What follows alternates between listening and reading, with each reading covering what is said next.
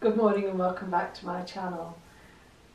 Wet Saturdays reminds me of Slimming World, and we're right back to a wet Saturday today. So, been to group, couldn't stay again, and I'm beginning to feel like, I had a nice chat with my consultant this morning because I'm beginning to feel a bit like a visitor. And she said how much she missed me, she misses my contributions. And I did say that when I can stay, I will, and hopefully that'll be next week. It's about Joe's working shifts and things like that and all the stuff we have to do. And I have a choice. I can stay to group or I can come back and I can record my vlog. The reason I come back and do my video and get it up is because I know I would be pushed to find any other time to do it. And I really do need to do this. It's part of my journey and it's part of my maintaining my weight loss and it's part of my motivation. So rather than sacrifice my video, I'll sacrifice staying to group because I'm in a good place, because I have a lot of contacts at group, because I have good communication with my consultant. So I know that I'm not going to let it slide because I'm not staying for image therapy. Right, I just wanted to share that. One thing I omitted to share last week was my February results, because I like to look at the bigger picture. The bigger picture for me is taking the weight result from the first of one month to the first of the next. So my weight results from the 1st of February, the first weigh-in in February, which was on the 2nd of Feb, to the first weigh-in in March, which was on the 2nd of March, are a £0.5 gain in the month. But that was fine because having that £0.5 gain still had me £2 under my actual target. And as I said last week, I want to live within those 13 numbers. And whatever I'm within those 13 numbers, I'm going to be content on this plan. Right. I wanted to just share briefly Lent. I know some people do Lent and some people will give things up for Lent and stuff like that. And I have done it in the past, and I've given up chocolate and I've given up cake and I've given up biscuits, and I've usually failed about day 14 or something like that, because of course it's 40 days for Lent. So Lent started on Wednesday and goes until the 18th of April, which is quite easy for me to remember because that's my wedding anniversary. So I've decided this year not to be silly and talk about giving up chocolate, giving up cakes, giving up biscuits, because that puts pressure on me. Well, I put pressure on myself by doing that. So I was just saying to a lady in a comment that I answered this morning, I never say never.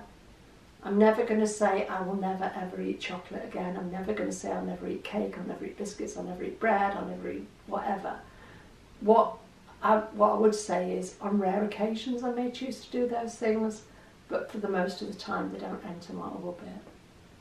So for Lent this year, what have I decided to do? I've decided to give up meat. Now that's not a hard one for me because I'm not a big meat eater anyway, and it's like, why set yourself a massive challenge, you know? I'm never going to run a marathon. In fact, jogging to the end of the road to catch the bus is probably my limit. So why set myself something that I'm likely to fail at? I know I can comfortably go 40 days without meat. And so that's what I'm doing for Lent this year. And if anybody else has given up anything for Lent, drop it in the comments below because I'd be really interested to read that. Right, couple of things I want to talk about. I'll do my results at the end. The first thing I want to talk about today, and these two subjects might be a bit controversial, people might not agree with me, and you know I'm really comfortable with that. If you don't agree with me, don't just click me a dislike, tell me why you don't agree with me, give me your ideas, because I might learn something from you. And I think the valuable thing about this journey is people vlogging their experiences. It does help other people to have ideas of things they might try. Yeah, they might not succeed. What works for me might not work for you. But unless we have ideas, we can't get stuck in that same old rut. And when we get stuck in that rut, the chances are we'll get bored with it. And that's when we might fail. So, the first thing I want to talk about today is calories for sins. I'm not talking about the 20-calorie rule. That 20-calorie rule isn't strictly Slimming World. It works for junk food. It works for cake and biscuits and chocolate. And no, it probably doesn't even work for chocolate, but it works for a lot of things. So you might take some sort of packet of crisps or something and be able to work out a rough sin value by the 20 calories per sin rule. What I'm talking about is when you're at target, like I am, when you're trying to maintain a weight loss, looking at the things that you could actually be spending a lot of calories on and not realising because they're low sin. And the example I want to give today is a couple of things that Joe actually highlighted to me when we were talking about this subject. For 4 sins, which is not a massive amount of sins, is it, out of your 15? So for 4 sins, I could choose. No, I'm going to break it down even further because I've only got one yoghurt to show. For 2 sins, I could choose to have 10 grams of the cheese I choose, which is a hard goat's cheese. So 10 grams of hard goat's cheese for me is 2 sins. You might say, why do you sin your cheese? I sin my cheese because I use all of my A choices for milk. Whether I have 2 or 3, I use them on milk. So I choose to sin cheese because I've got the cheese, I've got the sins to use, and I call cheese a savvy sin, and I only tend to choose savvy sins. So for 2 sins, I can have 10 grams of my cheese, my hard goat's cheese. Or for 2 sins, I can have, will you show the yoghurt, Joe? Yeah. This Go On Alpro Soya yogurt, which Joe eats these on a daily basis. And the reason it came up in conversation and we were discussing and like chewing it over was because for the same number of sins, I would be having 40 calories, Joe would be having 260 calories. We were chatting it through. 280. 280, are they? Yeah, it's 30 because the cheese I think is like 310 per 100 grams, so 31, and then the yogurt's 280. All right, he's very good at being precise. So, for the same number of sins, I'd be having 31 calories, he'd be having 280 calories. Now that works for us because the hardest thing I'm going to lift most days is a pan off the hob or the flannel in the shower or something. Joe lifts weights, you know? He needs those calories to recover from bench pressing and whatever they do at these places, right? I don't need those calories to recover from anything because I don't exert myself that much. Yes, I do the housework. Yes, I walk, and I've been averaging like 10,000 steps a day, but that is nothing. That's not exerting my body. That's not ripping my muscles. So for somebody in Joe's position who's maintaining his weight loss because he's at target, 280 calories for 2 sins is viable. For somebody in my position, and I'm quite a sedentary person, I'm a reader, I've said this before, I've read 3 books this week, I'm going to recommend a good one in a second if I remember. It doesn't work for me in the same way it works for Joe because I'm not burning that number of calories. So something that I've recognised after 3¼ years at Target is I do need to look at the number of calories included in the number of sins I spend. Because it can be monumentally different depending on what food you're choosing. Now you're going to say, and I can hear somebody probably saying it right now as you're watching this, but the soya yogurt has a free food element. Yes, it does. But we're not counting it as free food, we're counting it as sin food. And that's the way I have to see the difference. It doesn't matter whether it has a free food element. That free food is not calorie free. Yes, it's, you know, for me, when you're this long at Target and you're trying to maintain it, you've got to look at the finer detail, and that's one of them. I watch Nikki Ryan Flopaholic. That girl is incredible.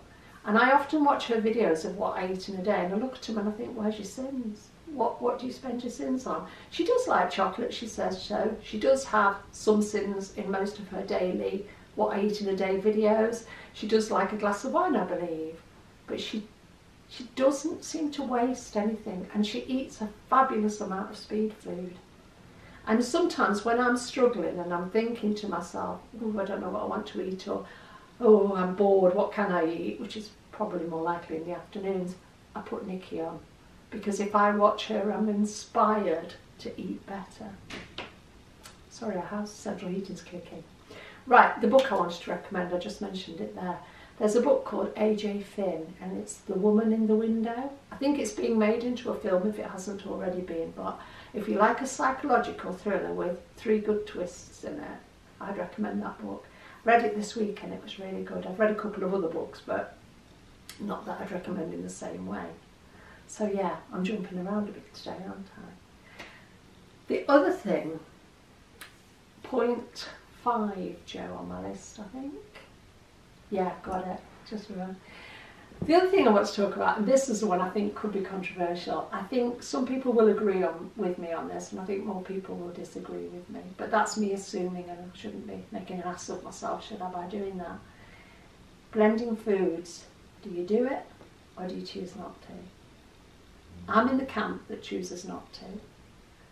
And I know in the Slimming World book, we're encouraged not to blend fruit, or we have to count it. I know the habit is to blend soups. I'm one of the people who prefers chunky, lumpy soups because it gives you something to chew, and I know I've had something. If I'm going to have a mug of blended soup, I might as well have a cup of coffee because it doesn't fill me. But I'm at a bit of a loss as to why people would think blending porridge oats, Weetabix and such like is a good idea. I can't see where it says that's a good idea in the book. And I also find it hard to understand, because if I blend porridge oats, you know, just proper like Scotch porridge oats or whatever, I'm making oat flour. Surely that's not free. If you're using something for a purpose it's not designed for, we're taught in our group to sin it. And I meant to actually ask Naomi this morning, but I forgot about blending things like Weetabix and those. Because for me, the reason I don't do it is because that destroys the fibre.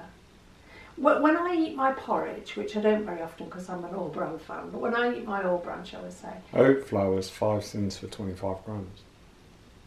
Thanks, Joe.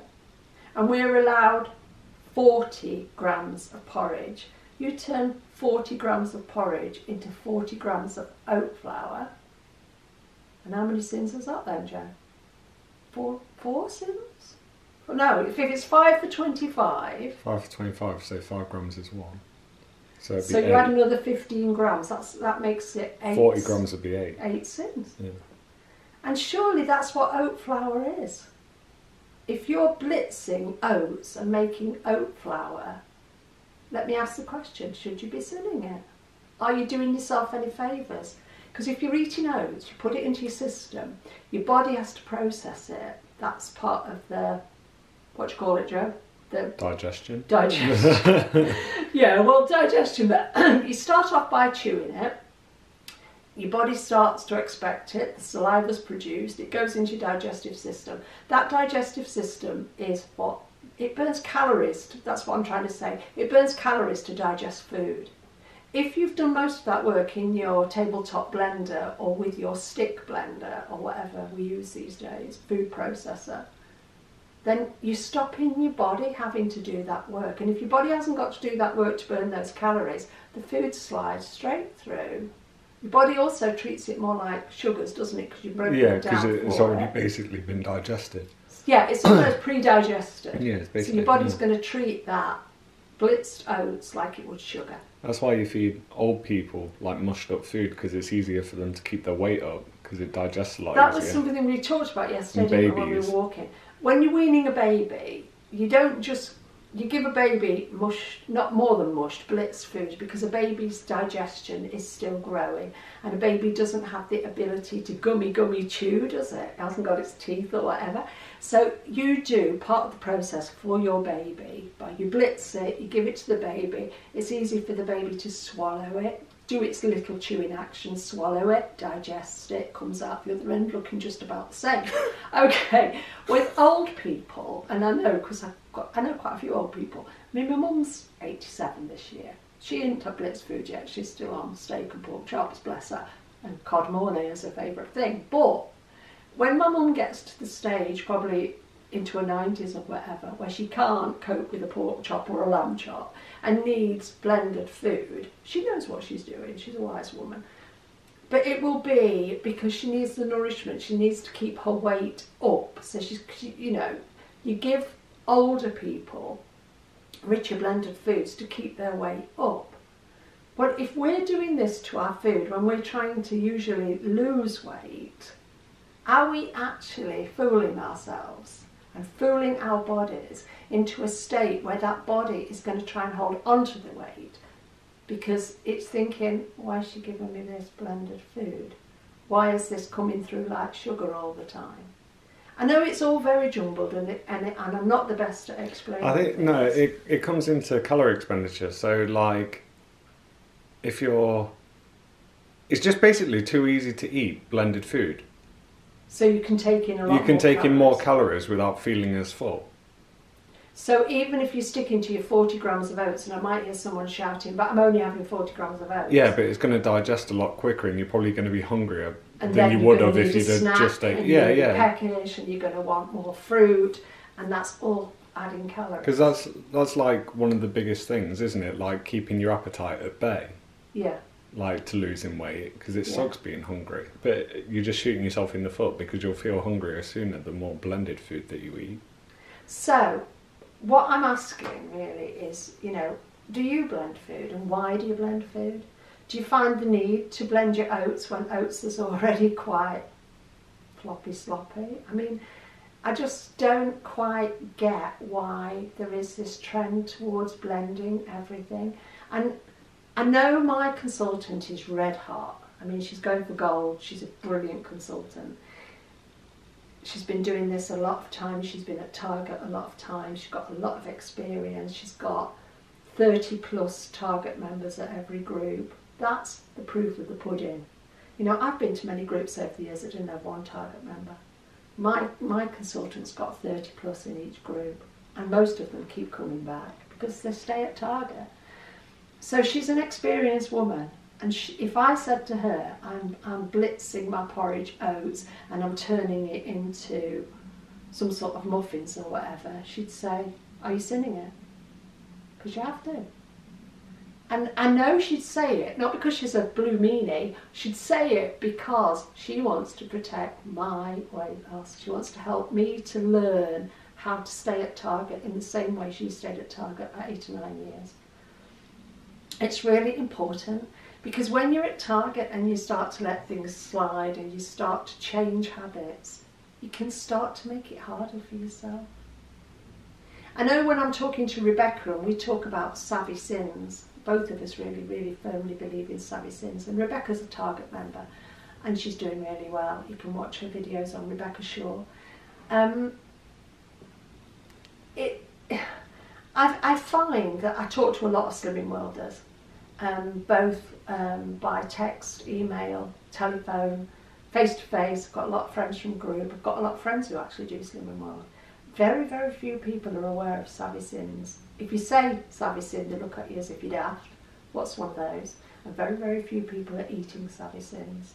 But when you get to Target, I really, really do believe that savvy sins make the difference. I think it even says it in the Target book.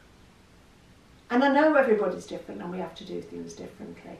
And I can only talk about what I do. I don't blend food, right? I'm starting to learn to look at calories on free foods. Because, not free foods, sorry. I'm starting to learn to look at calories on sinned foods. Because I could so easily push the boundaries, and still say I'm within my 15 sins.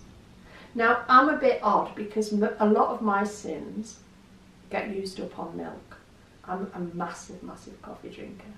I don't think I'll ever dehydrate. I think I might drown myself in coffee one of these days, but I don't think I'll ever dehydrate on it. I went back this week to choose when I move into my results now. And I want you to remember that I am only talking about my thoughts and my experiences. I'm not trying to tell you, you must do this.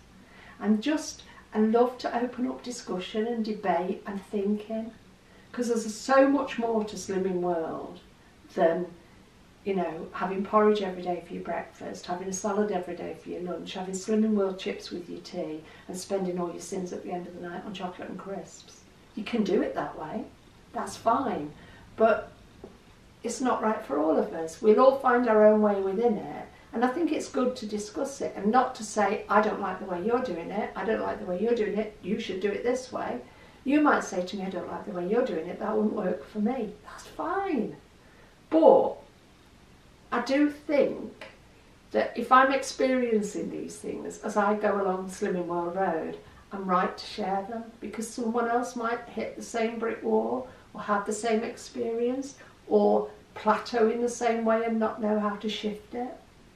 And if just one of those ideas is worth trying and makes a difference, then it's worth me sharing it. Right, let's go on to my results this week. I have had not an average week. What can I say? I chose to go back to 3 healthy extra A's, which is fine, I'm comfortable with that. I spend all of my Hex-A's on milk, as I've said earlier in the video. If I'm going to have cheese, I'll sin cheese, okay? That works for me. Got plenty of sins to do that. So I went back to 3 healthy extra A's. Now last week, all those meals out, I think I had 2 healthy extra A's that week, didn't I? And lost half a pound. That was a nice result, but I think in a way it was a bit of a fluke. But I'm comfortable with that. You take what you get. As I say, I gained half a pound in the previous month. That's comfortable. So this week I go back. I'm going to have 3 healthy extra A's. I don't need to lose any weight because I was 8 stone 12. The bottom of my target is 8 stone 11. And while I like to be at the bottom end of target, I don't want to be falling in and out because that messes with my head. So back to 3 healthy extra A's. Everything's going fine.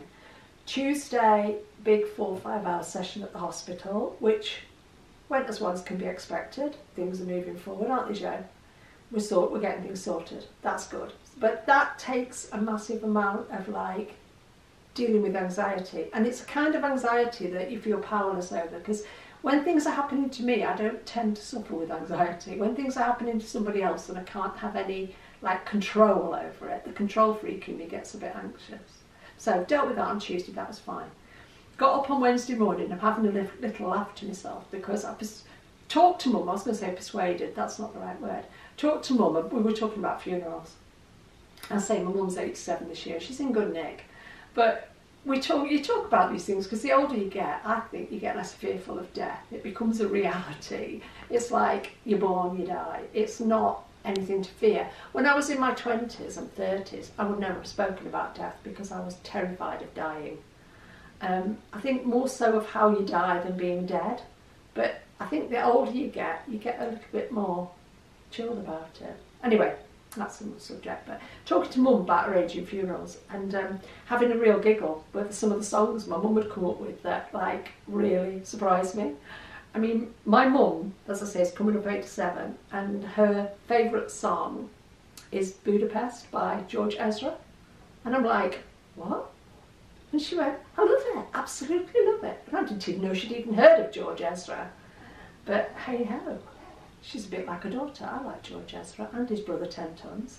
But I'm having a giggle about this, the fact that my mum is planning to have Budapest by George Ezra at her funeral because she wants people to go out dancing. Yeah, I can get that, Mum.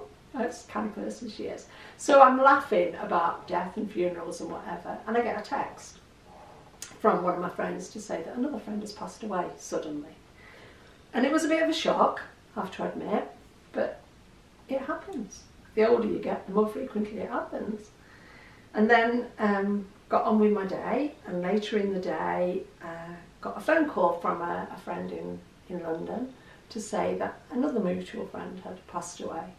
I'm thinking, oh my God, don't they say it comes in threes, or can I just count the funeral discussion? And it was a bit of a, kind of brings it home to you in a real way that life does not go on forever. And I'm not going to do the make the most of the day, you know, live like it's going to be your last day and all that, because I'll have forgotten about that by tomorrow and I'll have forgotten it. You know what I mean? I don't live like that. I try to live in the day, every day. But it was a strange week in that things like that happen, but you get through them without picking up the food. The old me would have had to dive into the biscuit barrel to console myself, and it wasn't even me that had the bereavement, they were friends. One was a lady I used to go to a walking group with and used to walk with, and the other one was, Mel was a chap I used to be in a book club with. They were friends. But it still would have been a good enough reason to dive into the biscuit barrel and pull the lid on behind me. So it was a kind of week where I knew I was in a good place because I didn't need to do that, and I didn't think about doing that. Then on Thursday, wine and cheese evening, which I would have declined at one time, but I thought, no. Being alive is not about indulging yourself, but it is about having and sharing experiences. Sorry, you're at 25 minutes. Yeah. So that was Thursday night. But the results of that, which is fine, are that this week I've gained 2 pounds. Now, I'm not putting that down to Thursday night in its entirety. Although I did eat bread, and I ate bread for the first time in about a year. I don't avoid bread actively, I just don't particularly enjoy it. But when you're faced with roasted garlic and olive focaccia or whatever it was called, yeah, I'll try it. I feel good in that I have had a full week of all sorts of experiences, which only one of them included food. But I've come out the other end of it feeling quite normal and not up and down, up and down. And I think that's what I'm going to take from this week, that whatever life throws at you, you can come out at the end of the week feeling like a quite normal person without your total focus being on food. At one time, happy, sad, miserable, upset, heartbroken, elated, all resulted in food. This week, living a full and normal life has not been a food issue. So that's been my week. I might drop back to 2 healthy extra A's this week. I might leave it at 3. I'll let you know next week. I'm comfortable in what I'm doing. So yeah, no meat for Lent. Moving forward, plenty of fish. Okay. Remember, it works if you work, it won't if you don't. Have a good week, and I look forward to receiving some of your comments. Cheers.